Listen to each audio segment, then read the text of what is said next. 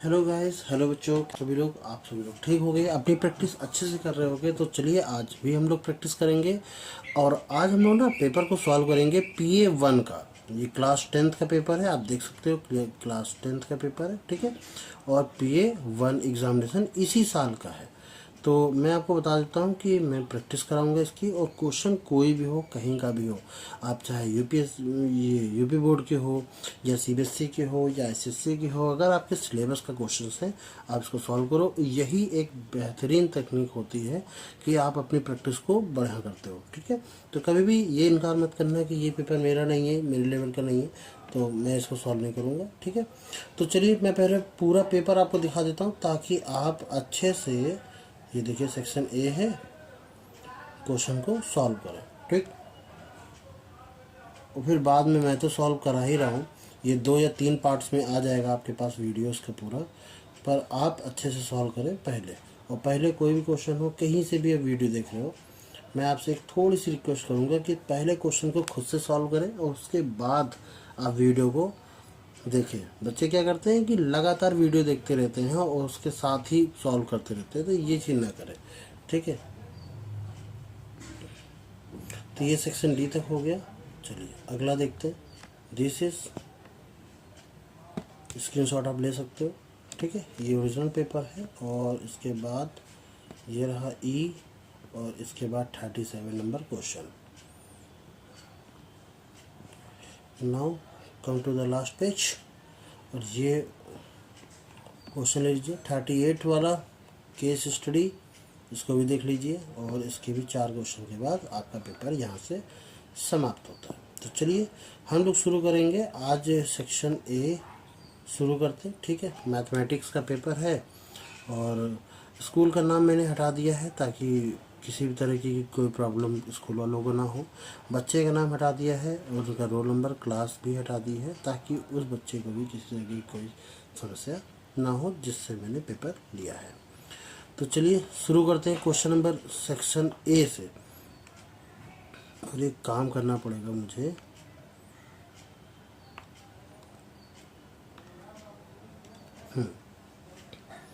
तो चलिए पहला क्वेश्चन लगाते हैं, ठीक है। तो पहले एक काम करिए, वीडियो को करिए पॉज और उसके बाद आप खुद से सॉल्व करेंगे, उसके बाद लगाएंगे, ठीक है। आई होप तो आप लोगों ने सॉल्व कर लिया होगा। थोड़ा सा गड़बड़ हो रही है तो मैं इसको, ठीक है चलिए देखते हैं। कह रहा है if the HCF of 65 and 170 can be expressed in a form of 65 और m माइनस 117 यानी 117। The value of m is, क्या वैल्यू हो सकती है। पहले तो एक चीज़ बताना कि इसका HCF कितना होगा। तो अगर मैं 65 को देखूं तो 65 13 पचे 65 13 5 होता है, क्यों, कोई दिक्कत। और 117 117 को देखूं तो वो कितना होता है, 13 7 91 13 8 117 13 9 117 39। इसका मतलब अगर मैं यहाँ से HCF निकालने की कोशिश करूँ तो वो कितना आ जाएगा, दोनों में 13 आ जाएगा 13, ठीक। तो इसकी वैल्यू हमें बराबर करनी है, किसके, 13 के बराबर करनी है। क्या हो सकता है वैल्यू, चलो देखते हैं। तो 65 m माइनस 117, ये इसकी वैल्यू किसके बराबर करनी है, 13 के, तो ये उधर जाएगा।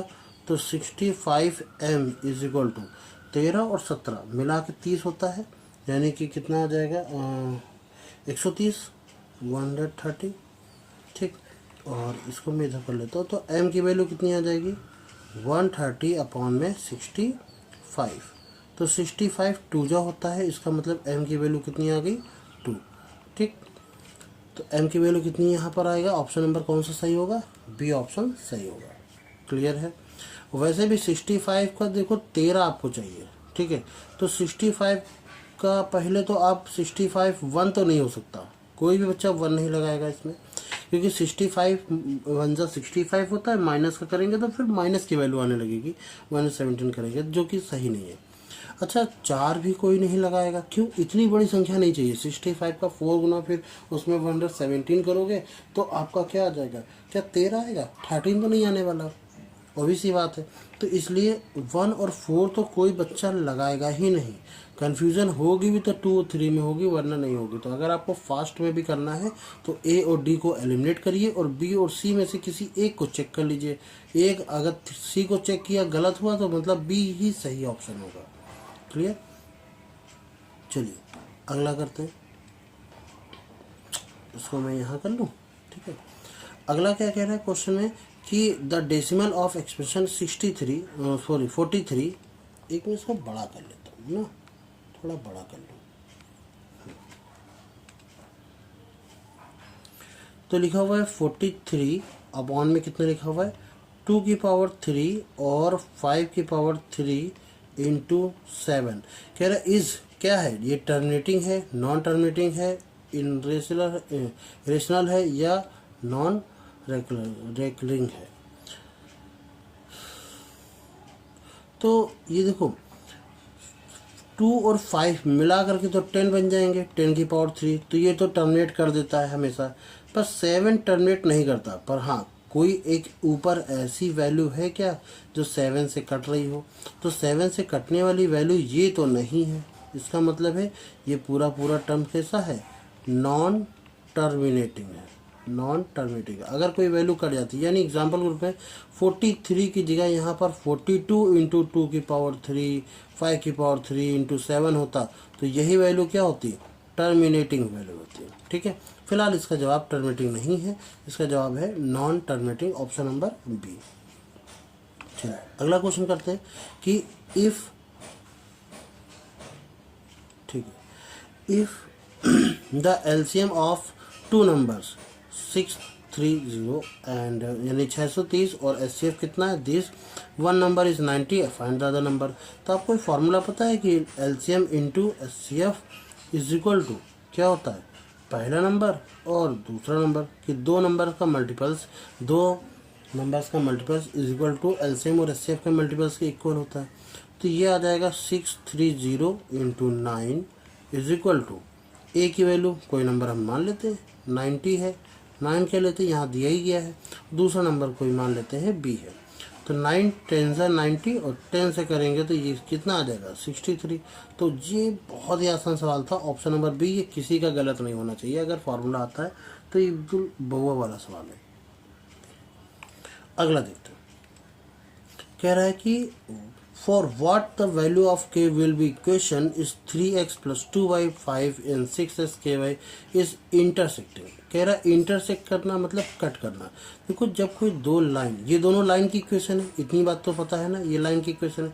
दो लाइन जब भी कभी एक दूसरे को इंटरसेक्ट करती है तो एक ऐसा कॉमन पॉइंट मिलता है, यानी एक ऐसी वैल्यू मिलती है हमें जहाँ पर ये दोनों वैल्यू सेटिस्फाई करती हैं। और ये कह रहा है कि कौन सी वैल्यू होगी, तो कौन सी वैल्यू हो सकती है भाई, के की तो कोई भी वैल्यू हो सकती है, बस ये क्या होनी चाहिए, सेम रेशियो नहीं होनी चाहिए। यानी A1/A2 इक्वल टू B1/B2, ये चीज़ नहीं होनी चाहिए। तो देखो जरा 3 बाई नीचे लिखेंगे A2 की वैल्यू कितनी है 6 इज इक्वल टू, ये आ जाएगा 2 बाई कितना, अब हम यहाँ पर तो के है तो यहाँ के लिख लेते हैं, और ये चीज़ नहीं होनी चाहिए। तो 3 2 जा 6, 2 2 जा 4, तो के की वैल्यू क्या नहीं होनी चाहिए, 4 नहीं होनी चाहिए। तो 4 नहीं होनी चाहिए, इसका मतलब है 4 के अलावा और कोई भी वैल्यू होनी चाहिए फिर। तो इसका ऑप्शन 4 नहीं होगा। हाँ, बी की वैल्यू अगर के की वैल्यू 5 भी हो सकती है, 6 भी हो सकती है। तो इसका जो ऑप्शन होगा वो होगा डी, ऑप्शन नंबर कौन सा सही होगा, D, any value of expect, कोई भी वैल्यू हम एक्सपेक्ट कर सकते हैं, यानी कि 4 के अलावा हम कोई भी वैल्यू एक्सपेक्ट कर सकते हैं। पर यहाँ पर एक और चीज़ लिखा होना चाहिए कि एनी वैल्यू एक्सपेक्टेड 4, ठीक है, मतलब 4 को छोड़ करके कोई भी वैल्यू हम ले सकते हैं। तो ये सही जवाब ज़्यादा बेहतरीन होता है। फिलहाल इसका आंसर नंबर, क्वेश्चन का आंसर डी सही है। अगला देखते हैं, द पेयर ऑफ इक्वेशन, ये जो है पेयर ऑफ इक्वेशन कैसी है, देखो A1 और A2 के बीच में रेशियो कितना आ गया, ये डबल हुआ है, तो 3 का भी डबल हुआ है, पर 7 का डबल नहीं हुआ है। इसका मतलब ये कैसे सॉल्यूशन है, नो सॉल्यूशन है, या इन्फिनिट मैनी सोल्यूशन है या यूनिक सोल्यूशन है। 2 मिनट के लिए अपने पास दिमाग लगाओ और आपने देखो कि A1/A2 is equal to B1/B2 does not equal to C1/C2। इसके लिए आपने क्या पढ़ा था? 2 मिनट के लिए आप पहले दिमाग चलाइए, ठीक है।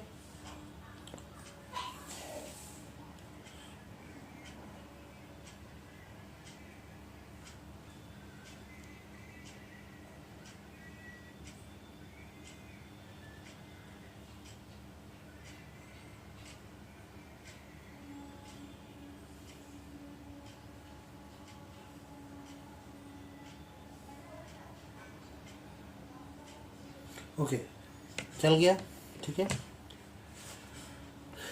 चलिए बताते हैं। तो क्या इनफाइनाइट मैनी सोल्यूशन है? नहीं। इनफाइनाइट मैनी सोल्यूशन के लिए क्या होना चाहिए था? ये इक्वल टू हटा देते हैं तो यहाँ पर हो जाता था ये, तो उसके लिए होता था, तो ये ऑप्शन तो नहीं होगा। यूनिक सोल्यूशन तो हो ही नहीं सकता, उसके लिए क्या होना चाहिए?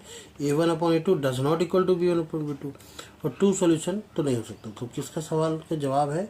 नो सोल्यूशन, ठीक है। अब ये अगर नो सॉल्यूशन होता था तो कैसा बनता था? यानी कि इसमें ये इंटरसेक्टिंग लाइन होती थी क्या? नहीं, इंटरसेक्ट तो नहीं करता था। क्या पैरेलल लाइन होती थी क्या?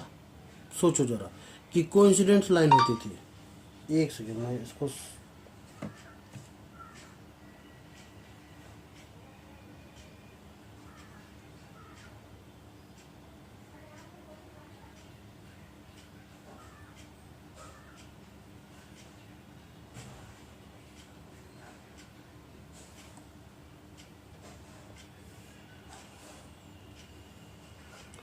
तो कैसे होती है ये पैरेलल लाइन, ठीक है। जस्ट 1 मिनट ना, आप तब तक ये क्वेश्चन नंबर 7 लगाइए।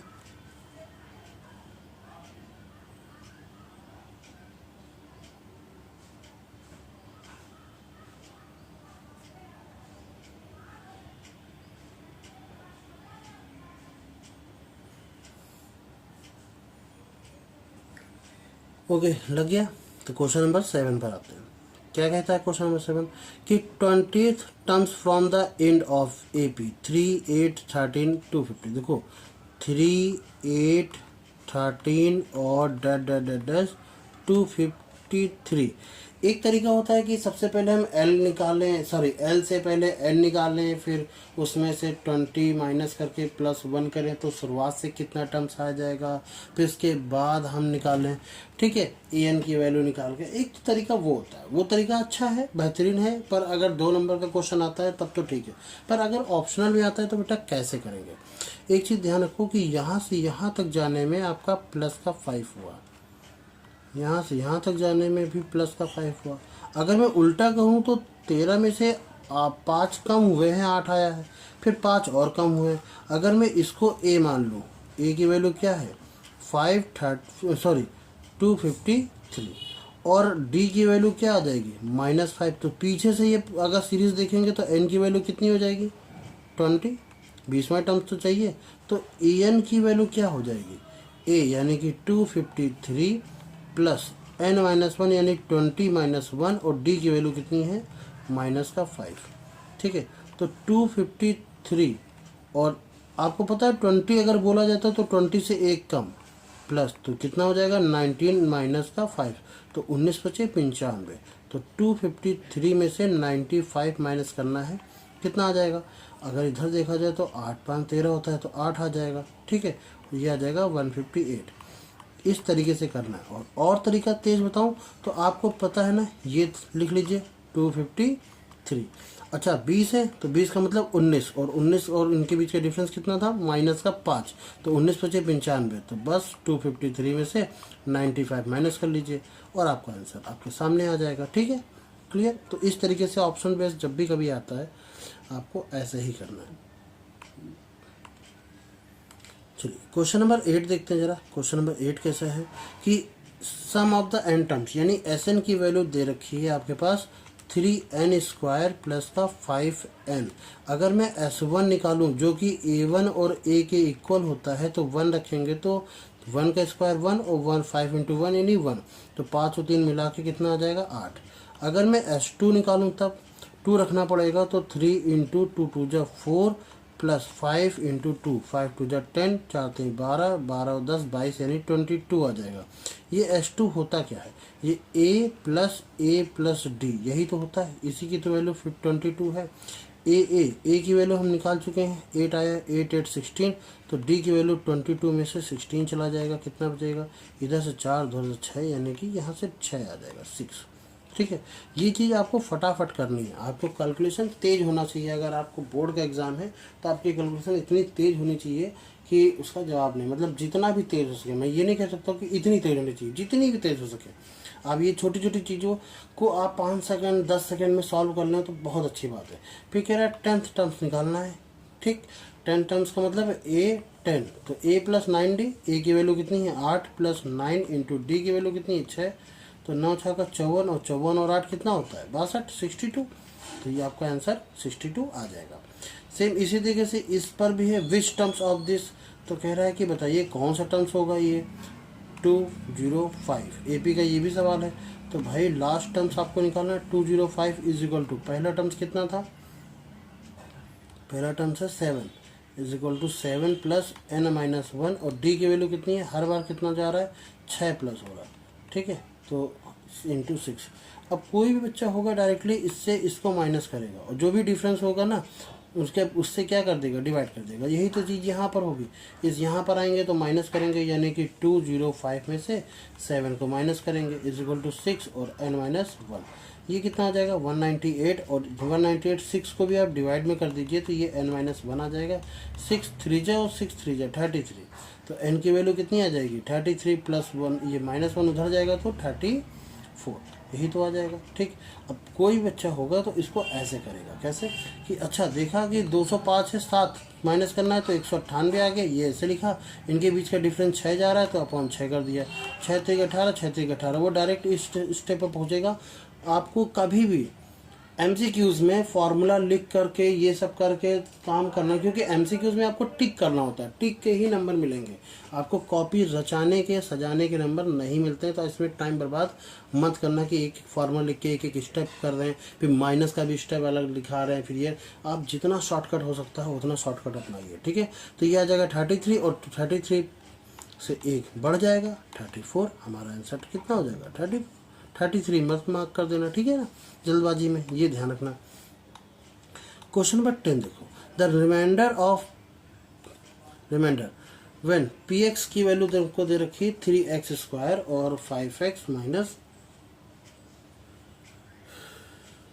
एक सेकेंड, हाँ 5x माइनस 7, कह रहा है कि x माइनस 2 है, तो ठीक है कोई बात नहीं, x माइनस 2 इसका क्या है, एक डिविजिबल है, तो अगर x माइनस 2 इसका डिविजिबल है तो इक्वल टू 0 कर लीजिए, x की वैल्यू 2 रखने पर रिमाइंडर कितना आना चाहिए, कुछ तो आना ही चाहिए। देखते जरा सा, 2 रखेंगे तो 2 2 जा 4, 4 3 जा 12, सीधा 12 लिखेंगे, माइनस 2 5 जा 10, और माइनस का कितना आ जाएगा 7, अब 10 में से 7 जाएगा तो कितना बचेगा 3, और 12 प्लस 3 कितना होता है 15, ऑप्शन नंबर डी सही है। क्लियर, इस तरीके से करना ताकि आप 5 से 7 10 सेकेंड में 15 सेकेंड में मैक्सिमम आप हटा सको। क्वेश्चन को हटाना है, आपको ध्यान रखना है कि कम से कम 15 से 20 मिनट, ये बहुत ज़्यादा हमने बता दिए शायद, ठीक है ज़्यादा बता दिए हमने, 10 से 15 मिनट के अंदर आपको पूरे की पूरे MCQ सॉल्व करने हैं फाइनल एग्जाम में, ये समझ लीजिए, इतनी प्रैक्टिस होनी चाहिए। कह रहा find the polynomials whose the zeros -2 है और 5 है, तो अल्फ़ा की वैल्यू -2 है, बीटा की वैल्यू 5 है, क्या होता है एक बार होता है अल्फ़ा प्लस बीटा, तो 5 में से -2 जाएगा तो 3 बचेगा, अल्फ़ा इंटू बीटा बराबर 5 इंटू 10 माइनस का 10 बचेगा, तो एक्स स्क्वायर माइनस का अल्फ़ा प्लस बीटा और प्लस का अल्फ़ा बीटा, यही तो होता है।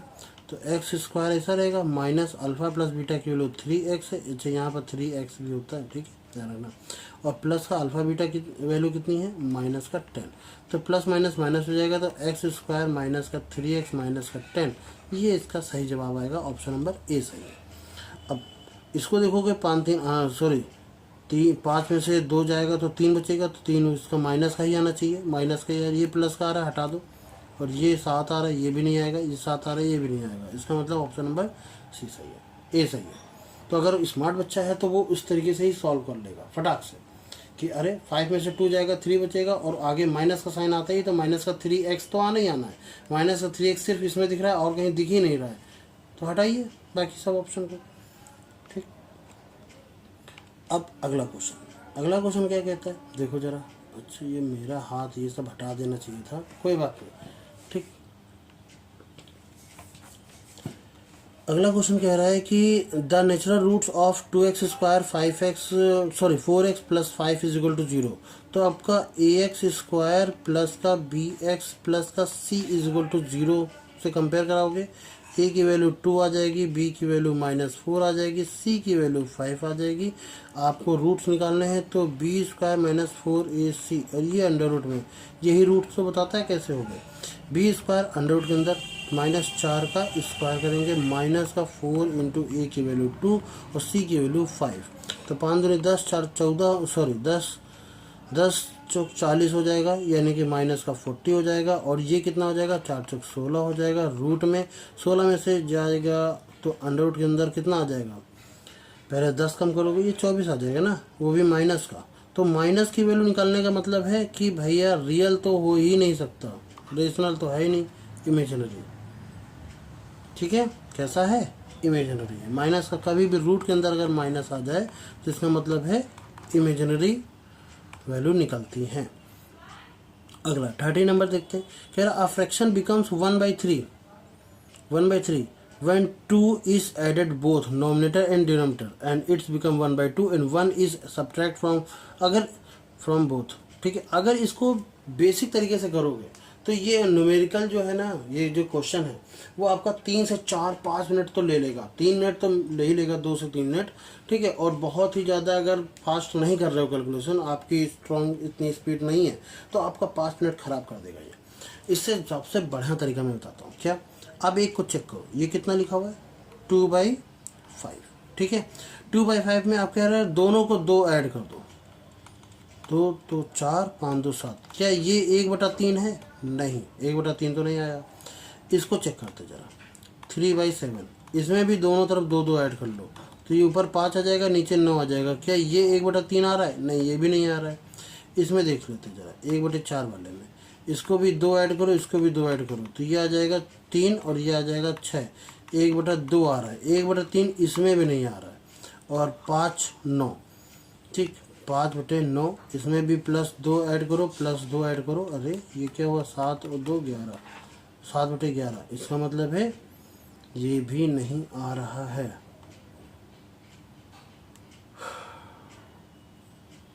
ये भी नहीं आ रहा है। ऑप्शन गलती है क्या, ऑप्शन में गलती है। ठीक है, ऑप्शन में गलती है, ध्यान रखना।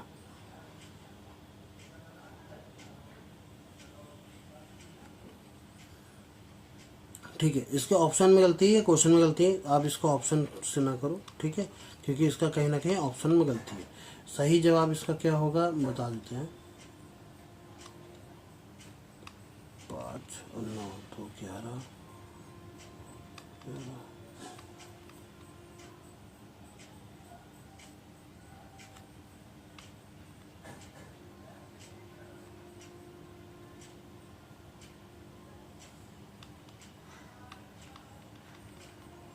एक बटा 3 आना चाहिए, यानी कि 4 बटे,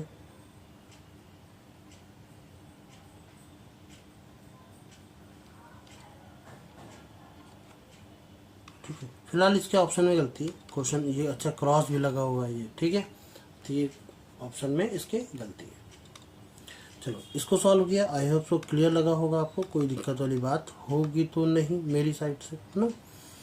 अब 20 क्वेश्चन बचे, इनको और सॉल्व कर लेते हैं, पर मेरे पास समय थोड़ा सा कम है, इसलिए मैं वीडियो को 2 पार्ट्स में डिवाइड करूँगा, हालांकि तुमको एक ही पार्ट्स में मिलेगा। ठीक है, तो अभी हम लोग इसको पॉज करते हैं। राइट, नंबर 14 देखते हैं। ठीक है, तो क्वेश्चन नंबर 14 में क्या कह रहा है कि if the zeros of the polynomial this x² minus का 6x प्लस का k इज इक्वल टू, कह रहा कि जीरोस इसके क्या है, इक्वल हैं। तो जब भी कभी जीरोस इक्वल होते हैं तो b² बराबर क्या होता है, 4ac। फंस क्यों रहा है भाई, ये b की वैल्यू क्या है, -6 है, तो -6 का स्क्वायर इज इक्वल टू क्या हो जाएगा, 4 इंटू ए की वैल्यू क्या है 1, जब कुछ नहीं होता तो यहाँ क्या होता है 1 होता है, और सी की वैल्यू हमारे पास k है। ठीक है, तो 6 का स्क्वायर 36 हो जाएगा, वैसे -6 का 36 ही होता है, और ये हो जाएगा 4k। तो 4 9 36, 4 9 36, तो k की वैल्यू कितनी आ जाएगी 9। तो आपका ऑप्शन नंबर सी सही हो जाएगा इसमें। क्लियर। चलिए अगला क्वेश्चन करते हैं। तो अगला क्वेश्चन क्या कहता है कि क्वेश्चन नंबर 15 कि if the one roots of equation X square minus P X plus 12 is 0 is 4, find the value of p। ठीक है, तो अगर एक रूट 4 है तो x की वैल्यू 4 रख दीजिए इसमें, तो 4 4 जा 16 हो जाएगा, माइनस का 4 p हो जाएगा। ठीक है, और प्लस का 12 इज इक्वल टू 0। तो 12 और 16 28 होता है 28, तो 4p की वैल्यू किसके बराबर हो जाएगी 28, और 7 4 जा 28, तो p की वैल्यू कितनी हो जाएगी 7। तो ये भी क्वेश्चन बहुत आसानी से हो जाने वाला क्वेश्चन था। क्वेश्चन नंबर 7 इसका सही जवाब है। क्वेश्चन नंबर 16 पे पहुँचते हैं। ठीक है, तो चलो क्वेश्चन नंबर 16 करते हैं। क्या कहता है कि the mod of the grouped data, ठीक है, जो ग्रुप डेटा है उसका मॉड इज ऑब्टेन्ड फ्रॉम। तो ये ऑब्टेन्ड फ्रॉम मतलब इसको शुद्ध भाषा में कहें तो कैसे ऑब्टेन्ड करता है, ठीक, कहाँ से ऑब्टेन्ड होता है।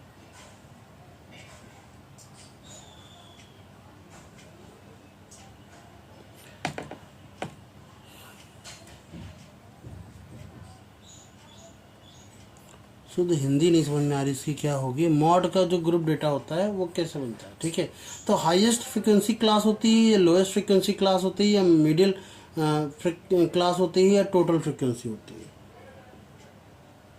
मिडिल, तो देखो इसका सही जवाब है हाईएस्ट फ्रिक्वेंसी क्लास। ठीक है, तो ये लर्निंग वाला क्वेश्चन है, तो इसका मतलब ये आपको याद होना चाहिए। अब कैसे, अगर मैं बात करूं, ये देखो फार्मूला लिखा भी है, तो m इज इक्वल टू होता क्या मॉड की value l plus f1 minus f2 2 times of f1 minus f not minus f2 और इनटू में h। ये f1 कैसे निकालते थे, तो हाईएस्ट क्लास लेते थे, सबसे ज़्यादा बड़ी फ्रिक्वेंसी जिसकी होती थी। अब जैसे मान लो ऐसे लिखा हुआ है कि 15 18 22 16 फिर ऐसे करके लिखा हुआ है 14, तो हम लोग इसको F1 लेते थे, ये वाला F0 होता था और ये वाला F2 होता था, तो सबसे हाईएस्ट फ्रिक्वेंसी क्लास लेते थे, इसलिए इसका आंसर ऑप्शन नंबर ए सही। क्लियर। क्वेश्चन नंबर 17 देखते हैं। कह रहा है कि द मीडियन, इसका मीडियन कितना होगा, खुद ही सोचो बताओ।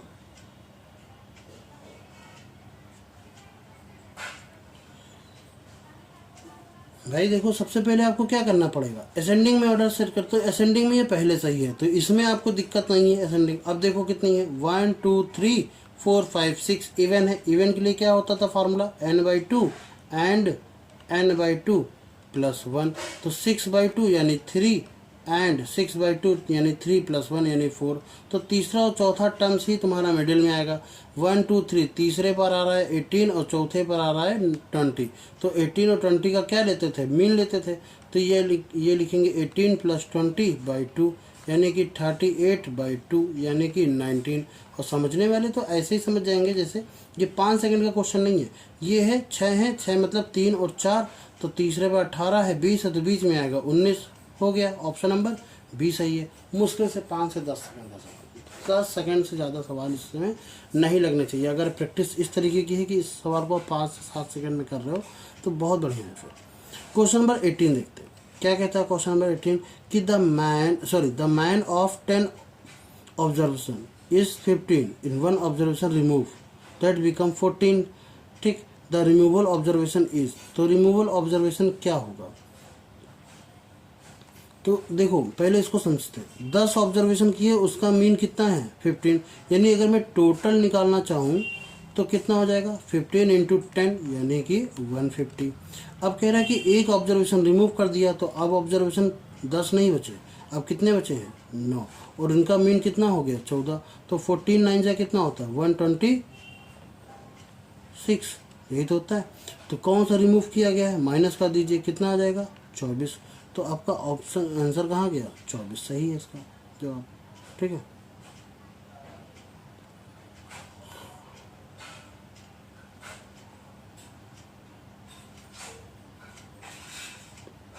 हो गया आसानी से होने वाला सवाल। ओके, तो क्वेश्चन नंबर अब 19 देखते हैं।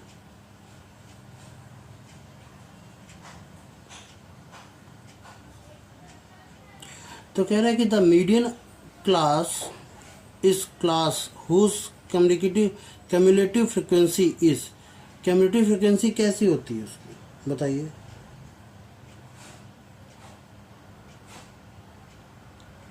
तो इसका सही जवाब है ग्रेटर देन n/2, यानी कि n/2 से अधिक होनी चाहिए।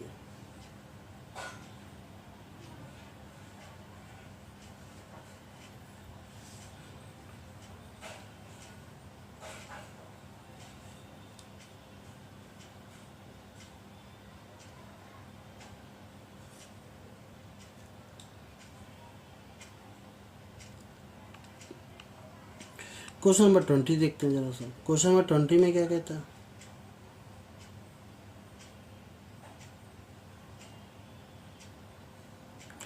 कि अगर √5 और √3 एक इरेशनल नंबर है, ठीक है बिल्कुल सही है, और sum of the irrational 2 any irrational number is always irrational number, तो ये भी बात बिल्कुल सही है।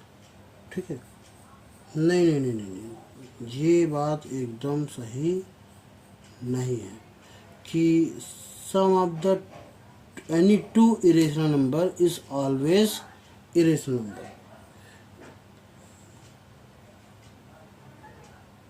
तो पहला वाला तो सही लग रहा है, पहला वाला तो एकदम परफेक्ट है, ठीक है, पर दूसरा वाला गलत है। जैसे उदाहरण एग्जांपल दें कि अच्छा √2 क्या है, इरेशनल नंबर, ठीक है, और -√2 क्या है, वो भी इरेशनल नंबर है, पर इनका अगर हम सम करेंगे तो कितना आ जाता है 0 आ जाता है।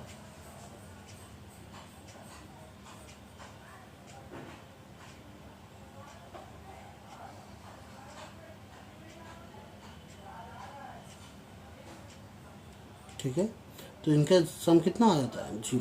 तो ए तो सही है पर आर गलत है, इसलिए इसका सही जवाब होगा नहीं, पहला नहीं होगा, both A R, but R is not correct of explanation. ठीक है, तो इसका सही जवाब होगा ऑप्शन नंबर डी, ये भी गलत है, बोथ, ये दोनों ही ट्रू थोड़ी ना है। ठीक है, कह रहा बोथ एसोसिएशन ए और आर इज ट्रू, बट ये ऐसा नहीं है, तो A is true or is false.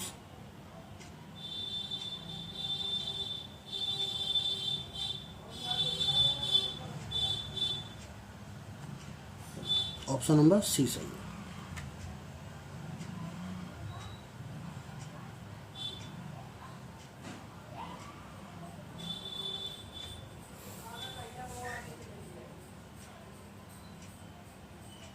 ठीक है, कि ए सही है पर आर गलत है। तो आई होप सो आप लोगों ने सारे ये सब देख लिए होंगे। अब क्वेश्चन नंबर सेक्शन बी शुरू करेंगे हम लोग, और बी का एक अलग वीडियो आएगा, ठीक है, और फिर उसके बाद सेक्शन सी का अलग देखेंगे, और फिर डी का देखते हैं अलग, या सी और डी, बी और सी एक साथ कर लेते हैं, देखते हैं कैसे क्या होता है। तो जुड़े रहिएगा, मिलते हैं नेक्स्ट वीडियो में। जय हिंद।